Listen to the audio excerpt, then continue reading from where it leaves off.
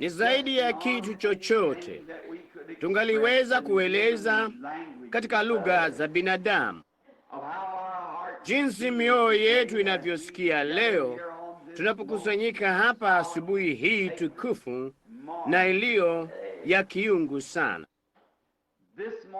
Asubuhi hii inawakilisha wakati ambapo dini yetu ilifanywa ya kweli, kwa maana ilikuwa kufufuka tena kwa mwanao mpendwa ambaye alikuja kukomboa jamaa ya binadamu. Nasi tuko hapa asubuhi ya leo katika kusherehekea wakati huo ulio mkuu sana wa Bwana mshindaji aliyetufanya kuwa zaidi ya washindi wa mauti, kuzimu na kaburi. Nasi tunakushukuru kwa kuwa hata baada ya miaka hii yote kupita, tungali tunakusanyika mapema katika asubuhi hii ya Pasaka kumwabudu yeye, kwa sababu tunaamini ya kwamba yeye atakuja tena. Nasi tungeomba ya kwamba ungetusamehe dhambi zetu zote na makosa yetu yaliyorekodiwa dhidi yetu, tunapoungama kwa unyenyekevu makosa yetu na kukubali upatanisho wake kwa dhambi zetu. Waponye wagonjwa walio miongoni mwetu, Bwana. Tusaidie tunaposoma neno lako takatifu ambalo ni msingi wa kweli zote ambazo umetuachia kuishi kwazo na kuamini. Nasi tunaomba si kwa kundi hili tu lilokusanyika hapa, mbali kote ulimwenguni, kwa maana tunatazama kwa macho yenye hamu na mioyo yenye matumaini kule kurudi kwake. Tunasimama siku hizi katika giza na machafuko, ambapo wakati wowote mwenda wazimu anaweza kufyatua kitu fulani na kupindua kifungo kidogo, na ulimwengu mzima ungalipuliwa vipande vipande, kama vile tumekwisha kuambiwa na wataalamu wakuu ya kwamba vita vitachukua tu masaa machache kama vitatukia tena. Lo, nasi tuko ukingoni mwa vita vingine.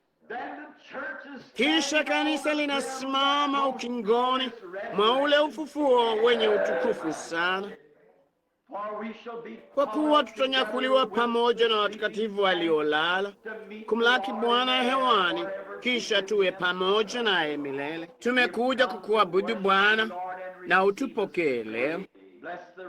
Bariki kusomwa kwa neno, kuimbwa kwa nyimbo, kuhubiriwa kwa Injili. Pokea maombi ya wenye toba, yasikie maombi ya walio wagonjwa, na ujipatie utukufu, kwa sababu tunaomba kwa unyenyekevu katika jina la Yesu mwanao. Amin.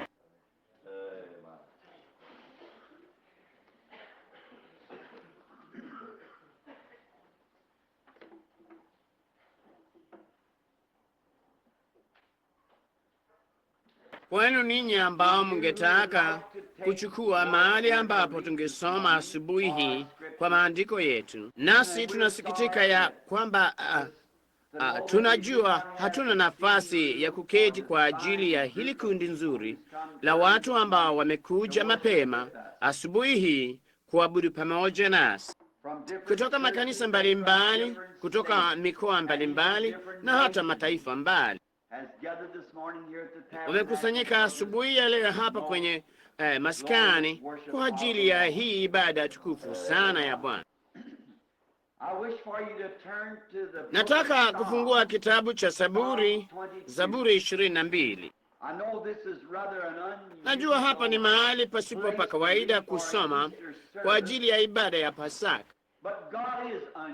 bali Mungu si wa kawaida. Na sasa baada ya ibada hii tutaahirisha kwa yapata saa moja kusudi mpate kwenda kula kiamsha kinywa chenu.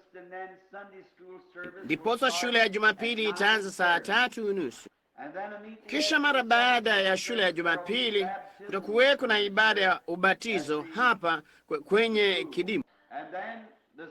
Kisha leo alasiri saa 12 kadi za maombi zitatolewa kwa ajili ya ibada ya uponyaji usiku wa leo. Na iwapo una yoyote unayempenda ambaye ni mgonjwa na ni mhitaji, kumbukeni kuwaleta usiku wa leo, kwa sababu huu utakuwa ndio wakati wa mwisho tutakaokuwa nayo kwa muda fulani. Kwa vyovyote, ninaondoka kesho asubuhi saa 11 kuelekea Los Angeles na kuzuru pwani ya magharibi kwa mfululizo wa ibada. Basi katika Zaburi 22 tutasoma, Mungu wangu, Mungu wangu, mbona umeniacha? Mbona umbali na wokovu wangu, maneno ya kuungua kwangu?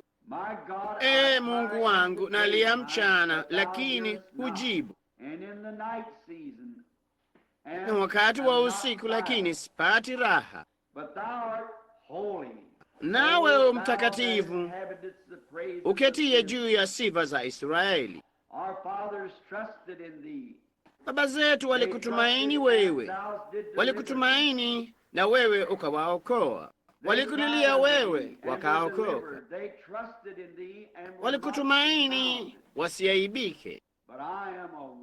Lakini mimi ni mdudu wala si mtu, laumu ya wanadamu, mzaa wa watu. Watu wanionao hunicheka sana, hunivyonya wakitikiza vichwa vyao, husema, amtegemea Bwana na amponye, na amwokoe sasa, maana anapendezwa naye. Naam, wewe ndiwe uliyenitoa tumboni, ulinitumainisha matitini mwa mama yangu. Kwako nalitupwa tangu tumboni, toka tumboni mwa mama yangu ndiwe Mungu wangu.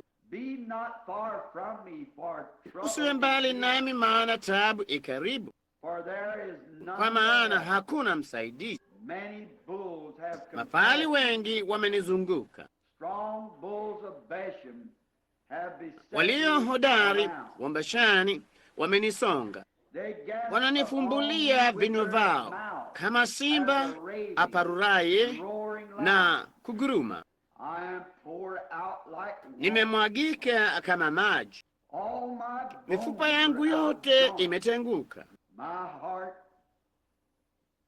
Moyo wangu umekuwa kama nta na kuyeyuka ndani ya mtima wangu. Nguvu zangu zimekauka kama gae, ulimi wangu waambatana na taya zangu. Unaniweka katika mafumbi ya mauti, kwa maana mbwa wamenizunguka. Kusanyiko la waovu limenisonga, wamenizua mikono na miguu. Naweza kuihesabu mifupa yangu yote. Wao wananitazama na kunikondolea macho. Wanagawanya nguo zangu, na vazi langu wanalipigia kura. Nawe Bwana, usiwe mbali. Nguvu zangu, fanya haraka kunisaidia. Uniponye nafsi yangu na upanga, penzi wangu na nguvu za mbwa. Kinywani mwa simba uniokoe, nam toka pembe za nyati umenijibu. Nitalihubiri jina lako kwa ndugu zangu, katikati ya kusanyiko nitakusifu. Ninyi mnaomcha Bwana msifuni, enyi mlio wazao wa Yakobo mtukuzeni, mcheni enyi nyote mlio wazao wa Israeli. Maana hakulidharau tezo la mteswa, wala hakuchukizwa nalo, wala hakumficha uso wake, bali alipomlilia akamsikia. Kwako zinatoka sifa zangu katika kusanyiko kubwa. Nitaziondoa nadhiri zangu mbele yao wamchao. Wapole watakula na kushiba, wamtafutao Bwana watamsifu. Mioyo yenu na iishi milele. Miisho yote ya dunia itakumbuka, na watu watamrejea Bwana. Jamaa zote za mataifa watamsujudia, maana ufalme una Bwana, naye ndiye atawalaye mataifa. Wakwasi wote wa dunia watakula na kusujudu. Umwinamia wote washukao mafumbini, na yeye asiyeweza kujiuisha nafsi yake. Wazao wake watamtumikia. Zitasimuliwa habari za Bwana kwa kizazi kitakachokuja. Watakuja nao watawahubiri watakaozaliwa haki yake, ya kwamba ndiye aliyefanya. Bwana na aongeze baraka zake kwa kusoma kwa neno lake.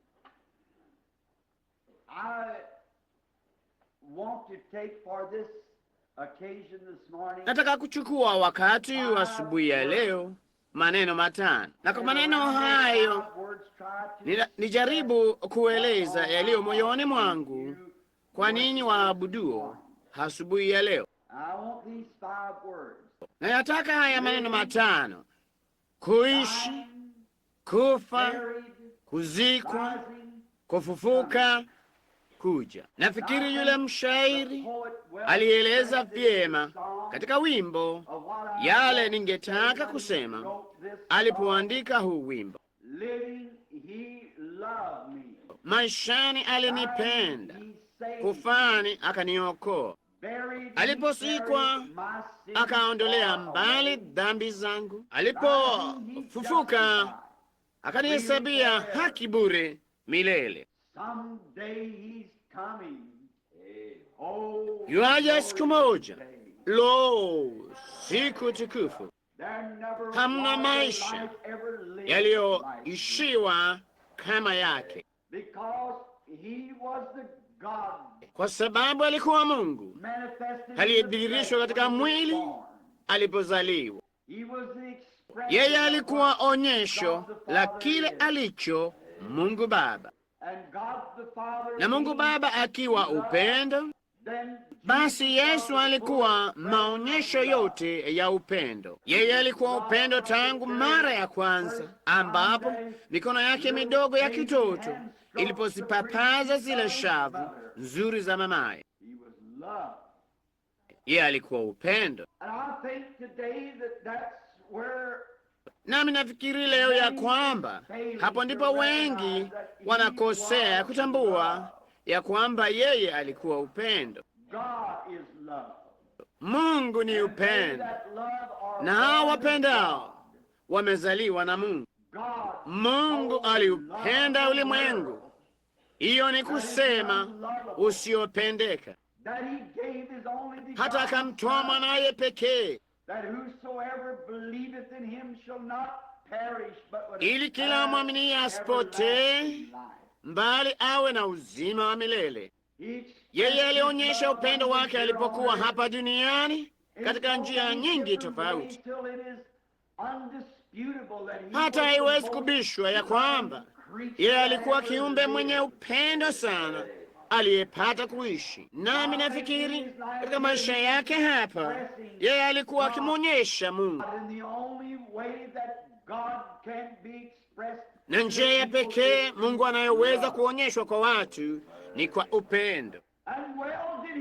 Na alifanya hili vizuri alipomshika labda mmoja wa wanawake waovu sana waliokuweko katika siku zake.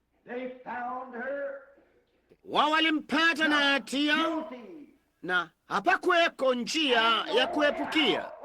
Aliposhikwa katika uzinzi, na wakamkokota mbele zake na kusema, wasema tumfanyie nini?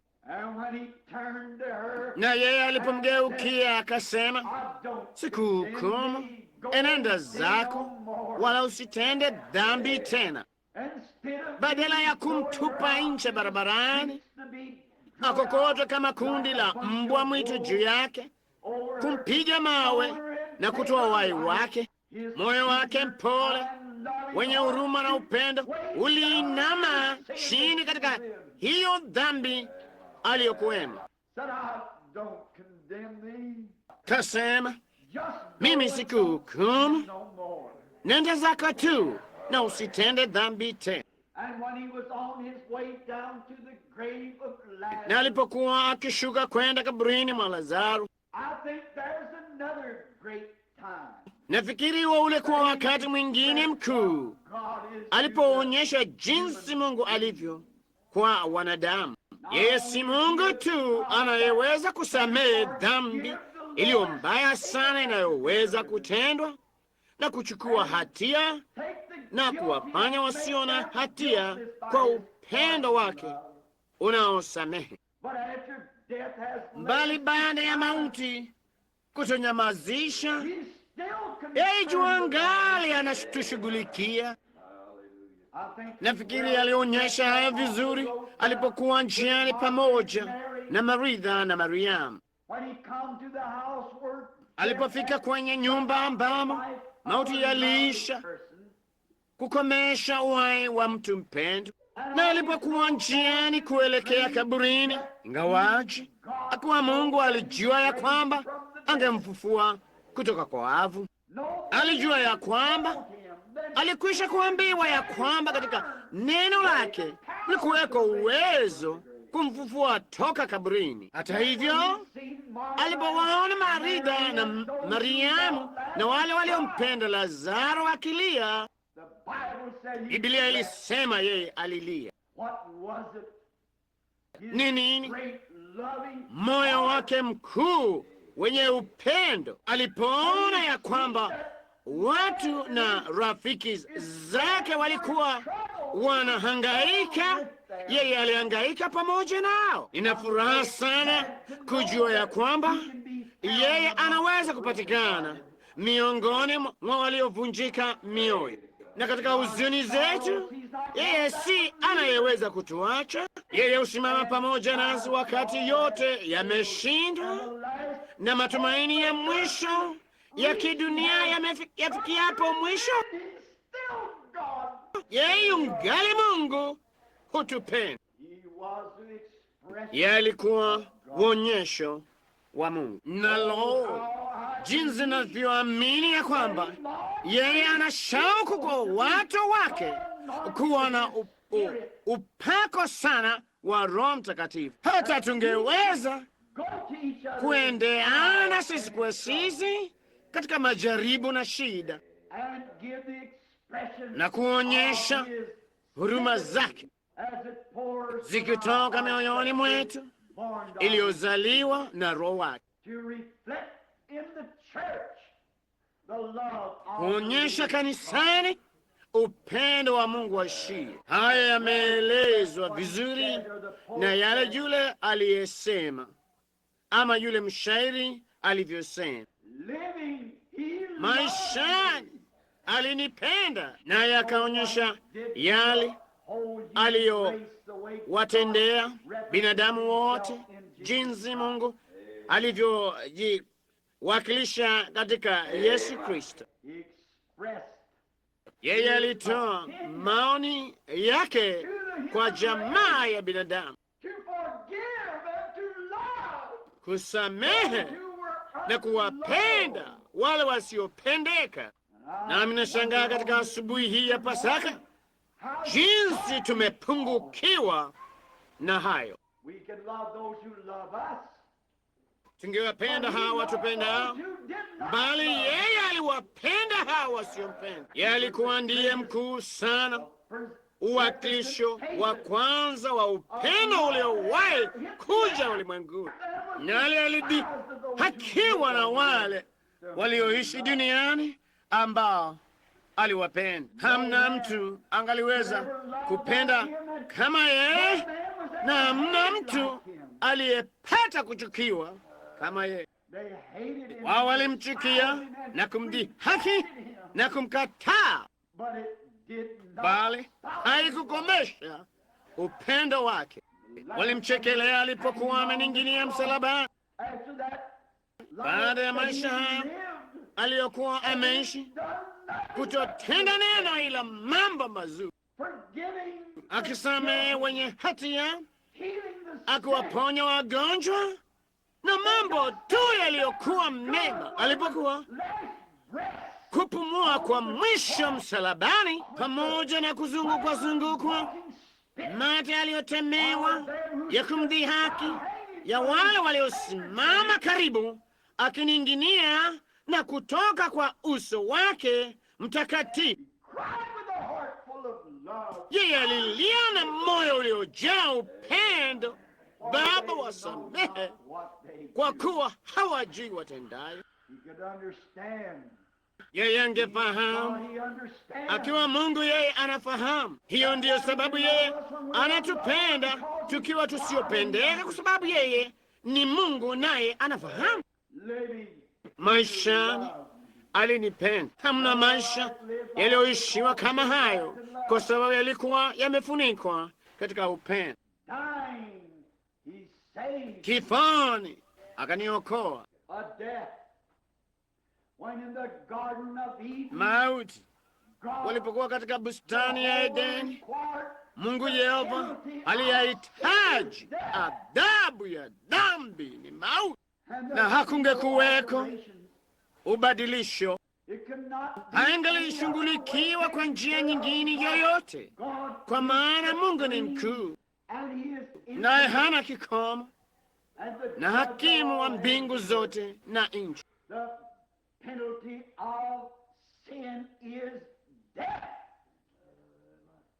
Adhabu ya dhambi ni mauti, na hamna mtu angaliweza kulipia mwingine adhabu hii, kwa maana kila mtu, ingawa huenda akafa kwa ajili ya mtu mwingine, bali kwanza alikuwa mwenye hatia. Hapakuwepo mmoja wetu ambaye angalimsaidia mwingine, kwa maana sote tulikuwa wenye hatia. Tulizaliwa dhambini, tukaumbwa katika uovu, tukaja ulimwenguni tukinena uongo. Hapakuwepo tumaini hata kidogo popote. Tulikuwa tumehukumiwa kifo na Mungu, na kile kiumbe kilichopata kutembea duniani kilikuwa chini ya hukumu hii.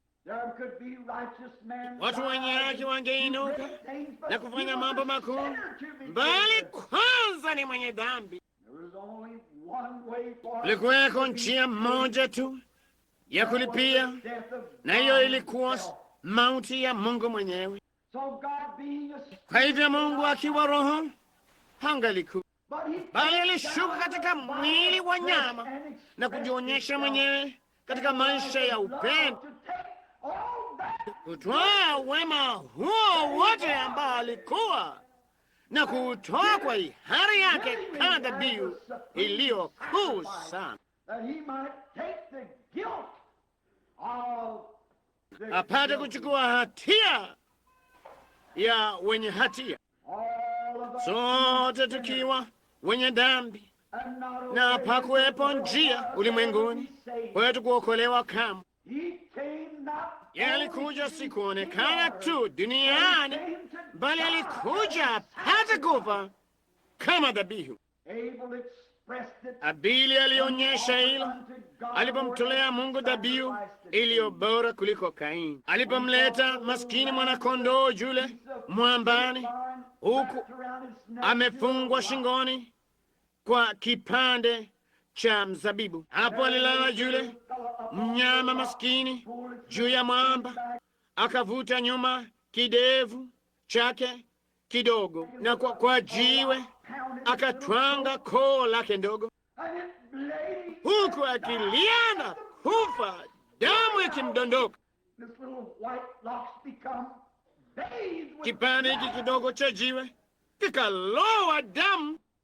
Abili alionyesha Kaivari hapa, wakati mwana-kondoo wa Mungu aliyechinjwa tangu kuweka msingi ya ulimwengu, alipokuja kupachukua mahali pa wenye dhambi walio na hatia, naye akapondwa na kujeruhiwa na kuchekelewa na kudhihakiwa na kufa kifo ambacho hamna kiumbe kingaliweza kufa ila Mungu mwenyewe, na nywele zake zilizolowa damu zikining'inia mabegani mwake ikitiririka ardhini. Ilionyesha jinsi dhambi ilivyo jambo la kuogofya. Ilipombidi kufa apate kumkomboa mwanadamu toka kwa maisha ya dhambi, hakuna kitu kingaliweza kufa hivyo. Hakuna kitu kingalistahimili hayo mauti. Inasema kuwa walipomchoma ubavuni kulitoka damu na maji. Hivi majuzi nilikuwa nikimzungumzia mtu fulani juu ya haya, na alikuwa mwanasayansi aliyesema kuna njia moja ambayo haya yangalitendeka, na haikuwa kwa sababu ya mkuki wa Kirumi ili afe, wala haikuwa kwa kupoteza damu ili afe, kwa maana kulikuwa kungali damu mwilini mwake. Kilichomuua haikuwa kwa sababu ya mkuki wa Kirumi ama misumari iliyopigiliwa mikononi mwake ama taji ya miiba walioiweka kichwani mwake, bali kwa sababu yeye aliuawa na huzuni, kwa maana alikuja kwa walio wake, wala walio wake hawakumpokea.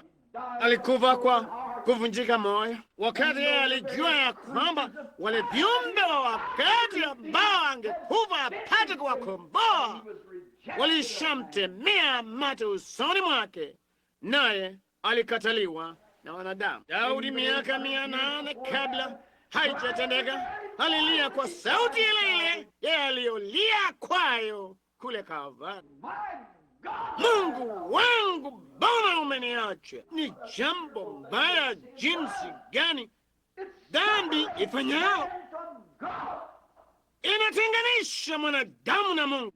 Naye alikuwa toleo la dhambi ililopaswa kutolewa kwa ajili ya dhambi zetu, naye alitengwa na uwepo wa Mungu. Dhambi ilimtenganisha yeye. Mungu aliweka dhambi zetu juu yake, naye akatenganishwa na Mungu.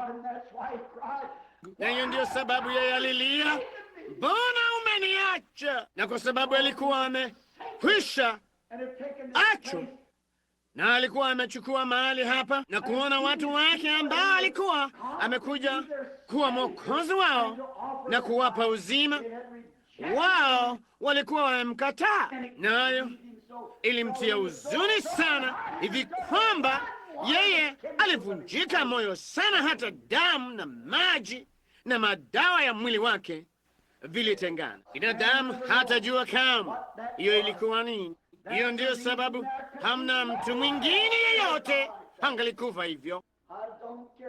Sijali ungaliteswa vipi, sijali wangalitia miguu yako kwenye makatale au kukukata kwenye msumeno inchi kwa inchi au kuchoma moto inchi kwa inchi, haungalikufa kifo hicho, kwa sababu muundo wako hauko hivyo. Ilimpasa kuwa Mungu, ilimpasa kuwa zaidi ya mwanadamu katika njia ya Mungu aliyokufa. Yeye alikufa kwa kuvunjika moyo na huzuni nyingi sana juu ya ulimwengu, hata vituko vya madawa vikatukia mwilini mwake ambavyo havingetukia kwako. Wewe huwezi kuteseka hivi, hamna njia kwako kupata huzuni ya aina hiyo. Kwa hivyo kuna mmoja tu angaliweza kufanya hivyo, na alifanya. Ukining'inia pale, ule uzima wa dhamani ambao haukujua chochote mbali upendo na kutenda mema. Ukining'inia pale kati ya mbingu na nchi, alinunuliwa juu pale, alivuliwa nguo, alitayarishwa. Wazia jinsi ungekuwa huko umevuliwa nguo, haungalitayarika jinsi Mungu alivyotayarika. Akining'inia pale, najua ile sanamu ya kuangikwa msalabani ina kitu kidogo.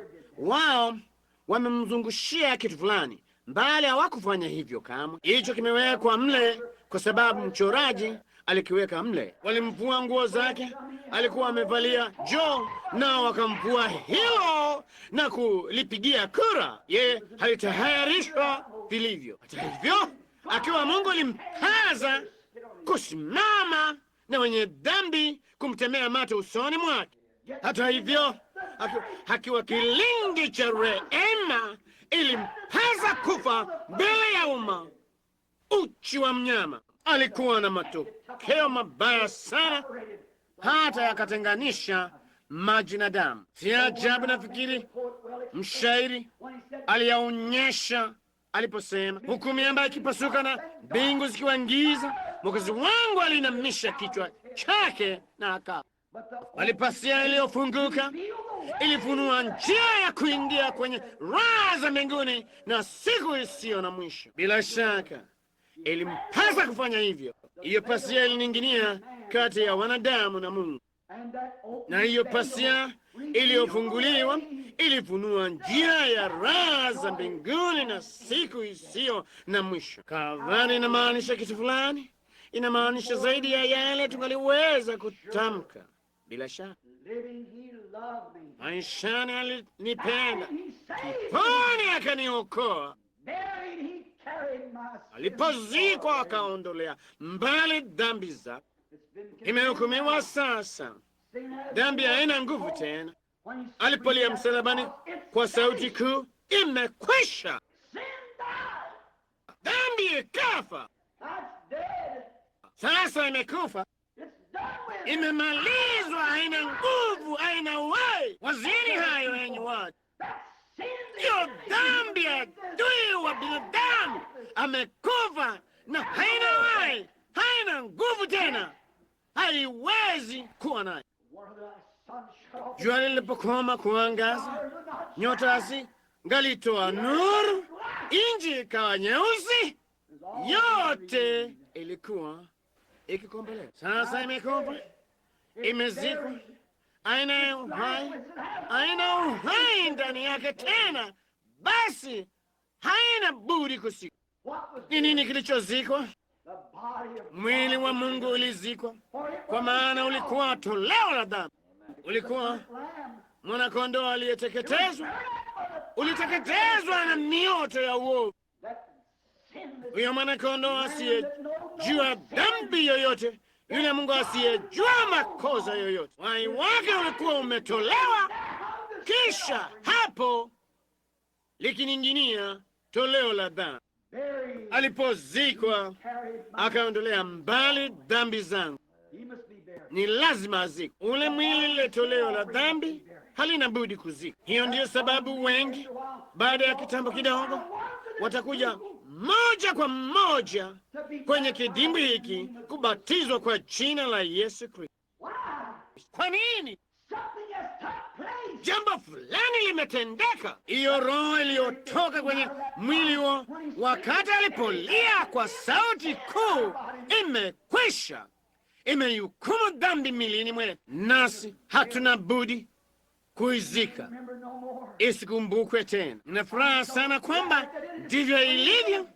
Wakati chochote kimezikwa, kimefichwa, hakionekani, na alipozikwa aliondolea mbali dhambi zangu. Mungu hawezi tena kuona dhambi zetu, kwa maana zimezikwa.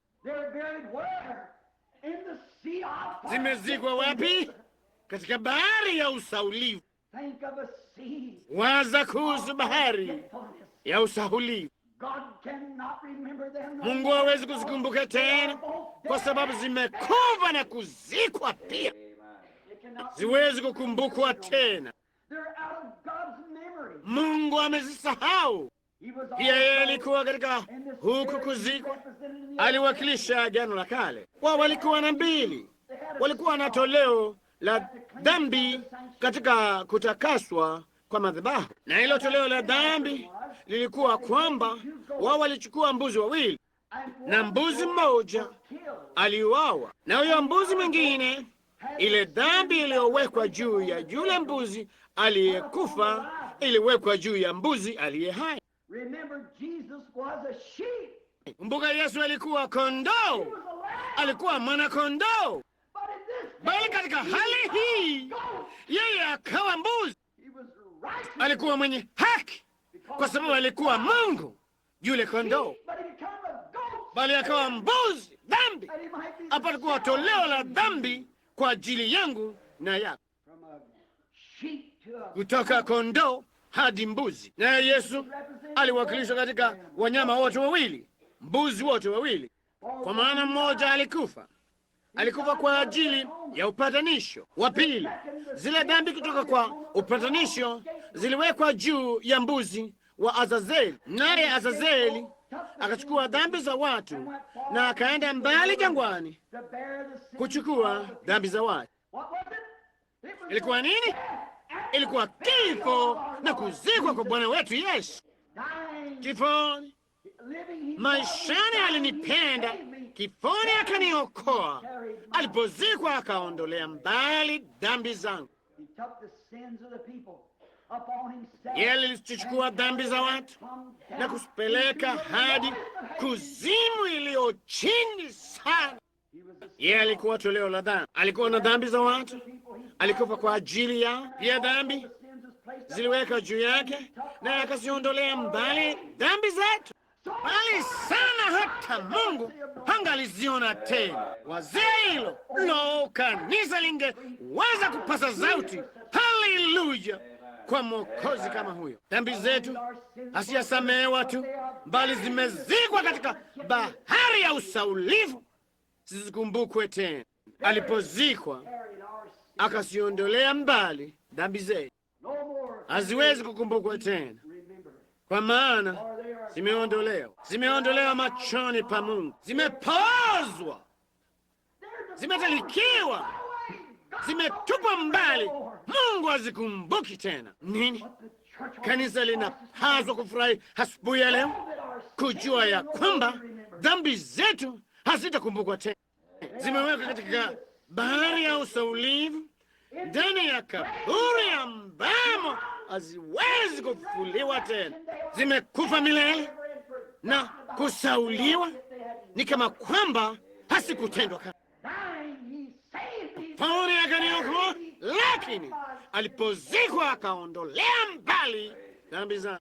Alizochukua mbali sana hata zikaingia katika bahari ya usaulifu.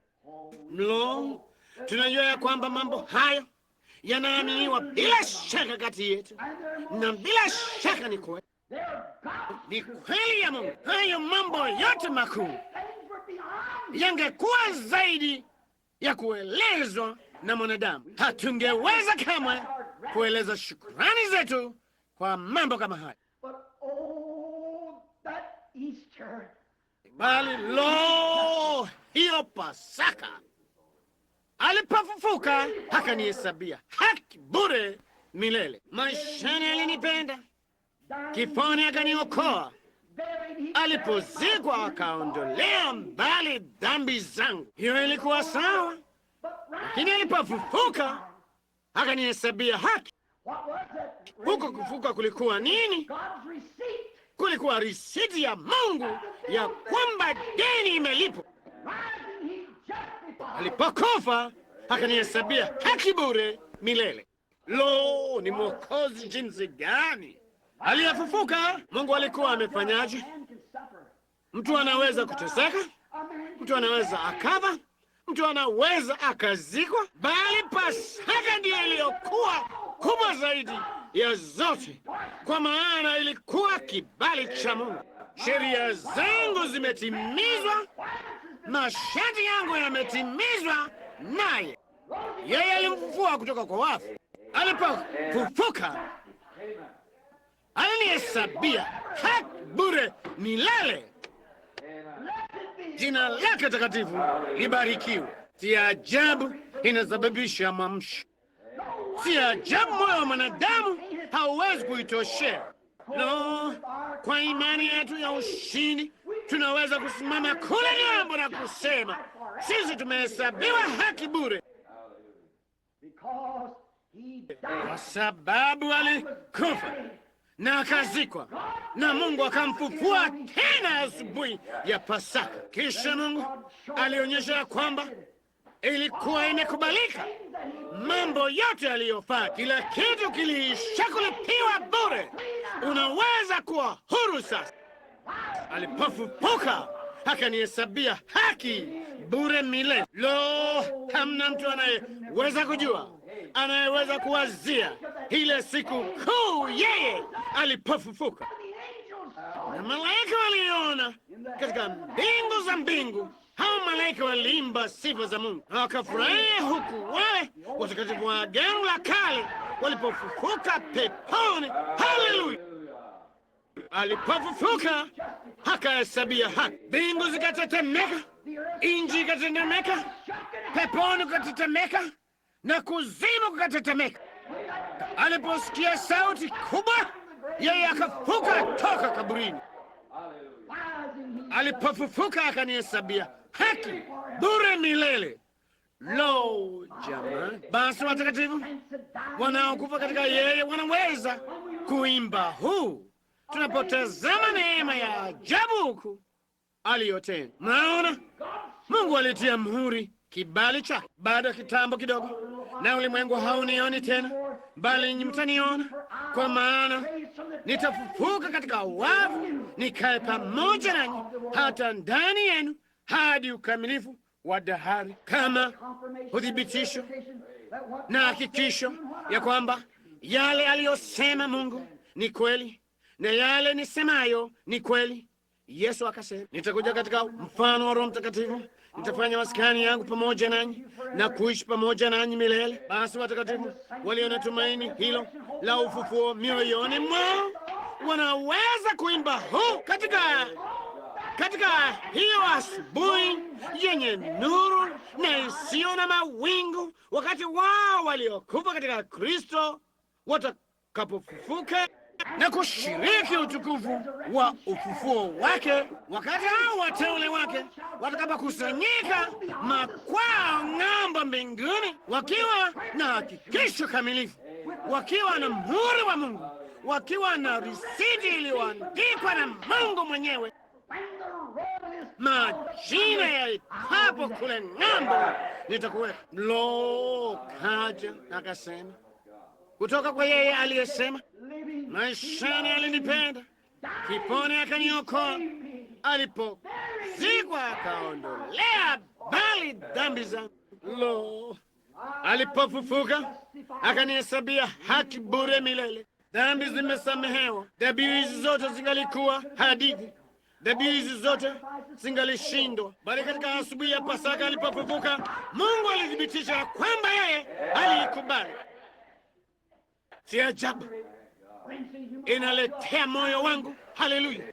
Si ajabu imenifanya kusimama mauti yanaponikabili. Wafanya watu waite yale mambo yasiyokuweko kama kwamba yako. Kwa nini?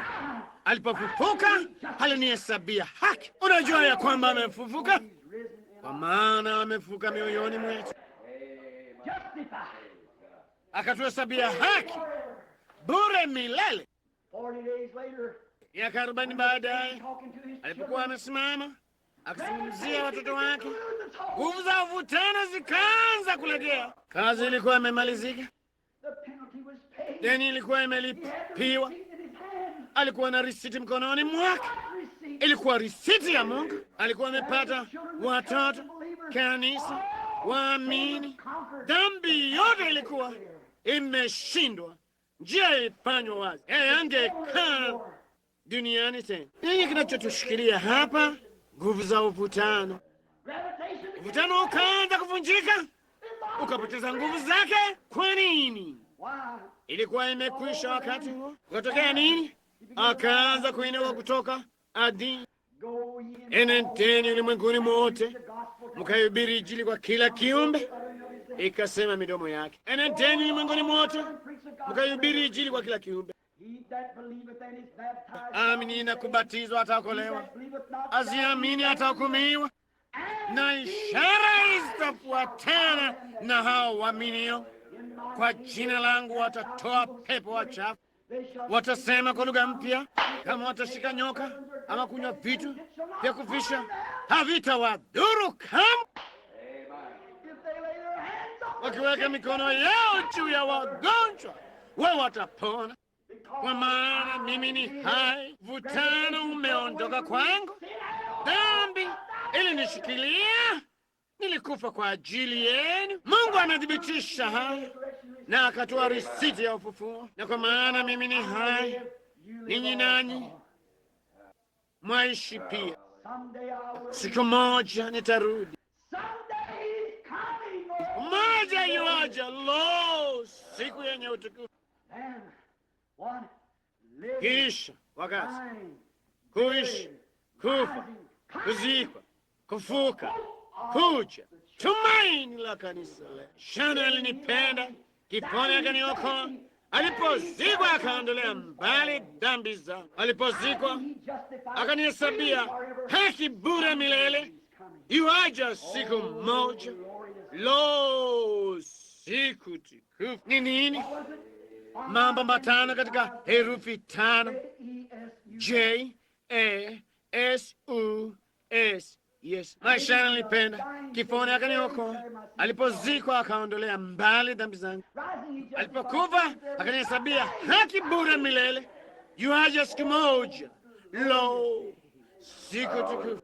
Tunatazamia kuja kwake kwa pili, na mojawapo ya asubuhi hizi zenye nuru na zisizo na mawingu, wakati hao waliokufa katika Kristo watakapofufuka na kushiriki katika utukufu wa kufuka huku, wakati wateule wake watakapokusanyika makwao ng'ambo ya mbingu. Jina yaitwapo kule ng'ambo nitakuwako.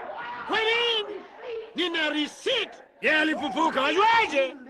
Yuaishi moyoni mwa yeye, yuaishi mioyoni mwa watoto wake. Wazieni ya marafiki, kidimbi kitakuwa tayari katika muda mchache, maji yenye joto kwa ajili ya ibada ya ubatizo mara tutakaporudi.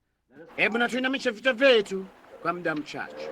Nashangaa leo iwapo mna mmoja miongoni mwetu ama wengi ambao hawajadhamini dhabihu hii kutosha kuikubali, na ungetaka kukumbukwa katika maombi kwamba Mungu atanena kiajabu moyoni mwako upate kukubali dhabihu yake, kutakaswa kwa nafsi yako. Nakumbukeni ya kwamba leo tunasherekea si wakati tu wa kuvalia kofia mpya na kuvalia nguo mpya, ambavyo ni sawa, ni mfano wa kitu kipya.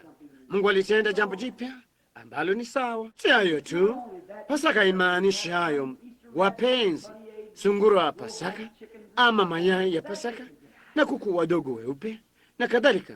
Hilo silo wazo lake ndugu. Pasaka ni ushindi ambao Mungu alitoa juu ya dunia, ya kwamba yeye alimfufua mwanawe katika wafu, na yeyote amwamini asipotee, mbali awe na uzima wa milele. Ufufuo unaweza kuwa maishani mwako. Iwapo hauna huo, je, waweza kumwinua mkono wako asubuhi ya leo, huku mkiinamisha vichwa vyenu mkisema, haya Mungu nikumbuke, kusudi huo uzima wa ufufuo uwe moyoni mwangu. Mwaweza kuinua mikono yenu na kusema, niombee mimi ndugu Branham. Inapoinua mkono wangu, Bwana akubariki, Bwana akubariki. Kuna mwingine atakayeinua mkono wake aseme, niombee ndugu, mimi nataka kupokea huu uzima wa ufufuo.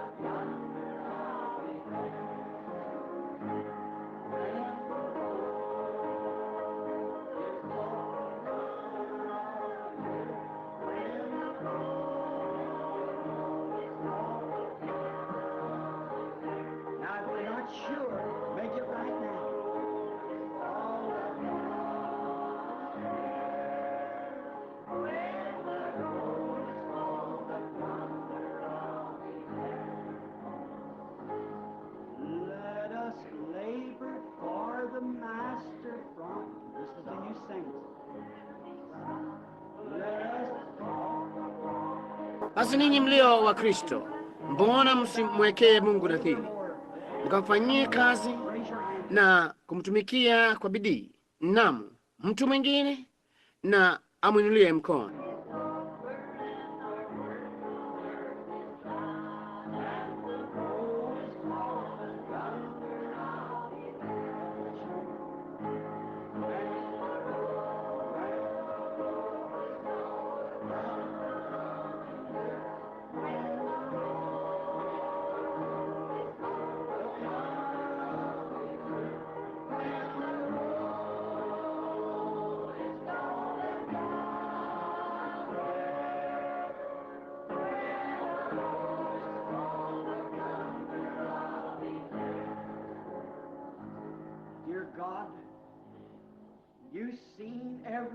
Mungu mpendwa, unaona kila moyo huu na unajua nia na shabaha. Naomba kwa ajili ya rehema, Mungu tujalie ya kwamba rehema itaonyeshwa kwa watu hao. Wamekuja asubuhi hii kwa ajili ya wakati huu wa kuabudu. Wamekuja hapa kusikia neno lako, nasi tumelinena. Wewe ulipoishi hapakuwepo maisha kama yako. Kufani ulikuwa ndiwe tu ambaye ungekufa namna hiyo. Ulipozikwa uliondolea mbali dhambi zetu. Ulipozichukua dhambi za watu ulizipeleka kwenye bahari ya usaulifu, lakini ulipofufuka ulituhesabia haki bure milele. Nasi tunasimama leo tukingoja kuja kwako. Mungu abariki, tusaidie. Tunatambua hatuna wakati mwingi zaidi, kwa sababu uko mlangoni na wote, na saa moja tangu sasa, kulingana na wanasayansi, mataifa yangeangamizwa. Nasi tunaomba Mungu, tunaposimama asubuhi ya Pasaka karibu na kuja kwake, tumaini la kanisa. Maelfu wengi wamelala kule katika mafumbi ya ardhi, wakingoja wakati huu, nafsi zao zikiwa chini ya madhabahu zikilia, hata lini Bwana, hata lini? Naomba Mungu ya kwamba utanena nasi, na hebu tukumbuke ya kwamba hata tufanye nini hapa duniani ni kidogo sana, na jambo pekee tunaloweza kufanya sasa ni kungoja kuja kwako na kumtangazia kila mtu. Ujumbe huu ni muhimu sana, na tuutangazie watu upesi, kwamba waweza kuja wakati wowote, kabla bomu hizi wanazonena habari zake na makombora haya yanaweza kumiminiwa maelfu ya walio duniani katika dakika moja. Kabla ya hayo hayatendeka, wewe umeahidi kuja Bwana kuwachukua watu wako. Itakuwa hivyo Bwana. Kwa hiyo dakika yoyote kungekuwa na ufufuo, Pasaka ya kanisa, ufufuo kutoka kwa maisha haya yenye dhambi kuingia uzima wa milele kupitia kwa Kristo.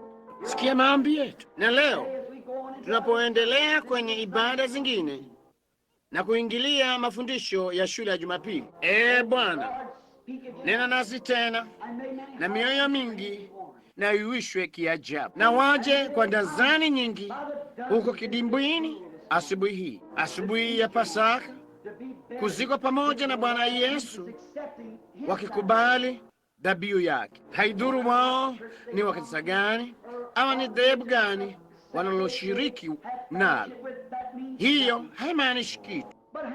Bali je, wao wamepokea ile dhabihu? Je, wao wanakiri ya kwamba wao si wazuri, ya kwamba Yesu ndiye tu aliye mwema? Yeye alikufa kwa ajili yetu, badala yetu, naye alichukua dhambi zetu akazizika, nasi tunasimama peke yetu ndani yake. Makanisa yetu hayawezi kushika dhambi zetu, maisha yetu wenyewe hawezi kushika dhambi zetu, bali Kristo alizika dhambi zetu katika bahari ya usahulifu. Mungu tujalie ya kwamba mambo haya yatakuwa ya utukufu mbele zake. Kisha usiku wa leo Bwana, na uje katika uwezo wa kufuka kwako, na utikize mahali hapa padogo kuliko vile pamewahi kutikizwa.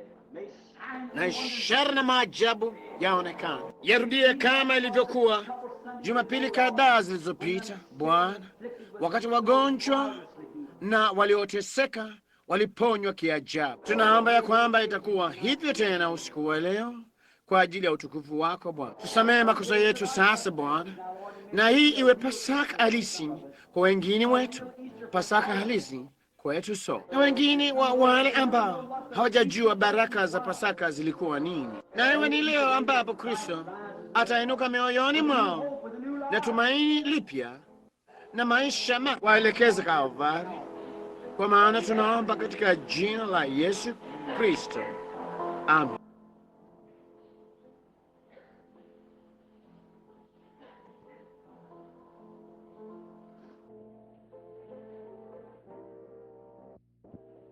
Wangapi wenu wanampenda Bwana? Hebu inueni mikono yenu. Lo, jamani, hiyo ni ajabu. Nasikia una mtoto wa kuwekwa wakfu, ndugu McDonald. Utarudi kwa ajili ya ibada ya shule ya Jumapili? Unaweza? Sawa, hivyo itakuwa sawa. Mtu fulani ataweka watoto wakfu. Rudi wakati huo tafadhali, ikiwa hivyo ni sawa. Na sasa tunawaruhusu wasikizi waondoke kwa muda mchache kusudi wapate kwenda makweni mkale kiamsha kinywa, kisha mkarudi tena na furaha ya kwamba mlikuwa humo. Basi na tusimame tu wimbo ule ule tuliouimba muda mchache uliopita, katika hiyo asubuhi yenye nuru na isiyo na mawingu. Wangapi waliona matumaini kwayo? Na tuone mikono yenu. Amen.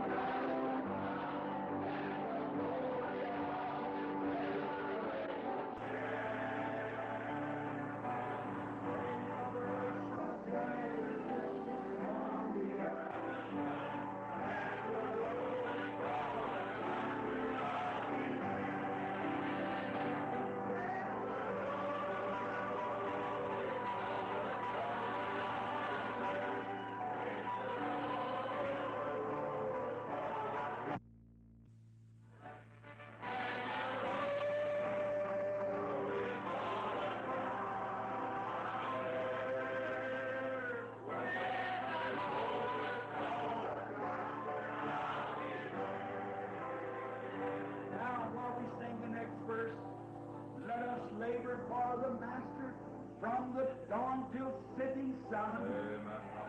Let us talk not of the things of the world, but let us talk of all His wonders, love and care. While we're doing this, shake hands with somebody behind you, in front of you, at your side. Let's all do that now. Say, good morning, Christian friend. I'm glad to be in the church with you. All right.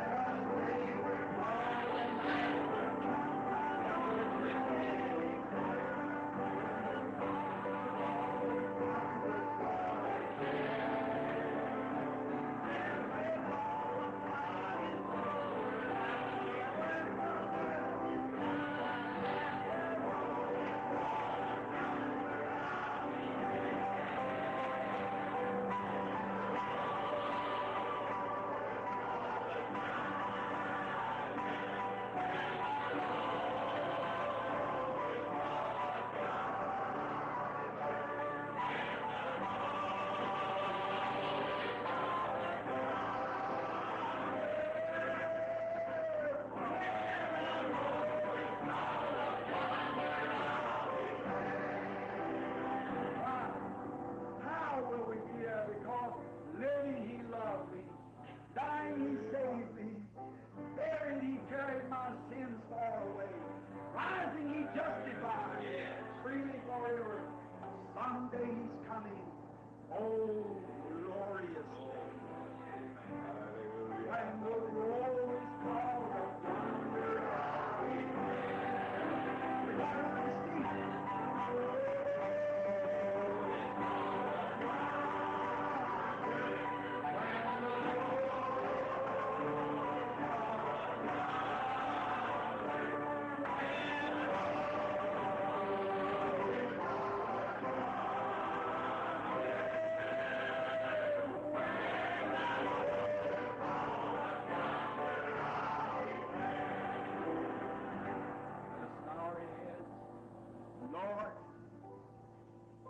one bright and cloud this morning.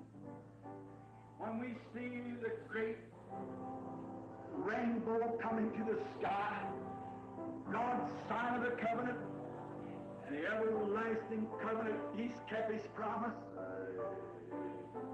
Then we'll look coming, and the tombstones will be falling backwards, and those that sleep in the dust of the earth shall arise to share the glory of the first Easter with He who made it possible, our Lord.